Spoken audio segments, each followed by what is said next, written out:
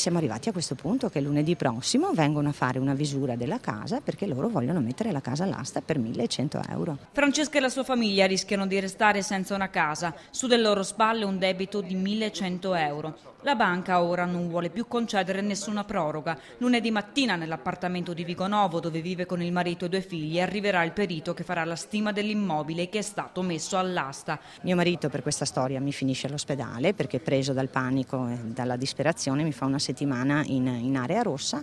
Io dico vabbè, non ti preoccupare, ce la facciamo, affrontiamo. Pago 5 rate, allora pago l'assegno di 3.400 subito.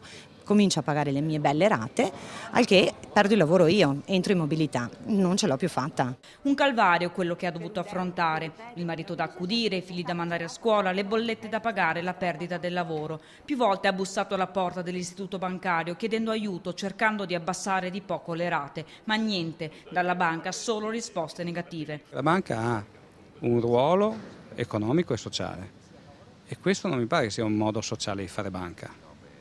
Io non so cosa sia, non credo sia banca, è qualcos'altro, lascio agli altri valutare che tipo di atteggiamento è questo. Il debito nel frattempo è aumentato, spese che la banca addebita alla signora. Sono solo spese che loro vogliono, spese dei loro avvocati che vogliono andare avanti in una causa che, secondo anche Federcontribuenti che mi sta sostenendo in questa avventura, chiamiamolo così, che è un incubo per noi ormai, diventato un incubo, sono solo spese legali che loro vogliono ulteriormente da me. Non capisco questo accanimento, non riesco a capirlo con le persone, con un onesto cittadino.